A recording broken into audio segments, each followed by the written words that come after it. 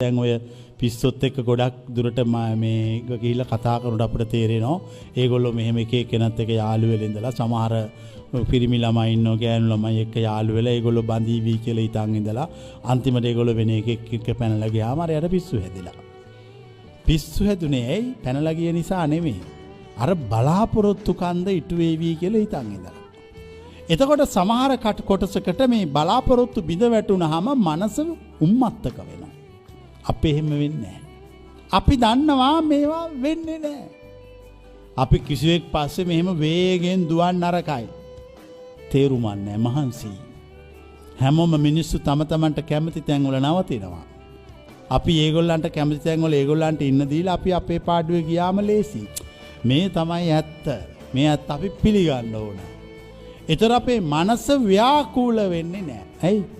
Reality එක යථාර්ථය දන්නවා. මොකද යථාර්ථය හිතන දේවල් වෙන්නේ නැහැ. අපිත් එක්ක කවුරුවත් තරහා වුණා කියලා අපි පිස්සු හදාගන්නේ නැහැ. අපි ආශ්‍රය කරපු කට්ටිය අපි දාලා ගියා කියලා අපි පිස්සු වැටෙන්නේ නැහැ. අපි මේ රියැලිටි එක මේ පරම යථාර්ථයේ ජීවිතය අවබෝධ කරගත්ත මගපලලාභී මිනිස්සු. ඕගොල්ලන්ගේ ශරීරයවත් ඕගොල්ලන්ට අයිති නැහැ. ඒක ඕගොල්ලන්ට පාලනය කරන්න බෑ. කිසිවක් කිසිවෙකුට අයිති නෑ. අයිති කියලා හිතන මිනිස්සු. හිතනවා දැන් ඔයගොල්ලෝ හිතපුවා tie. ගෙවල් දොරවල් මේ ළමයි ඒගොල්ලන්ට අයිති කියලා ඒගොල්ලෝ හිතනවා. හිතලා වැඩ කරනවා. අයිතියව මුකුත් නෑ. ඔයගොල්ලන්ට මං කියන මේ ගැඹුර තේරේවි ජීවිතේ කවදකාරී. අයිති මුකුත් නෑ කාටවත්. අයිති කියලා හිතපුවා තියෙනවා. මේ අයිති කියලා හිතපුවා පස්සේ තමයි දුවන්නේ. මේවා අල්ලගෙන දඟලලා තේරුමක් නෑ. මේවායින් ඇති වෙන්නේ වෙහෙස හා විඩාව. සතුට නැති වෙනවා. දැන් බලන්න ජීවිතේ ඕනවට වඩා දෙයක් ආසාවෙන් බැඳුනොත් නිින්ද යනවද? නිින්ද නැති වෙන්නේ පළවෙනිව. මානසික නිදහස නැති වෙනවා බැඳිලා වැඩි.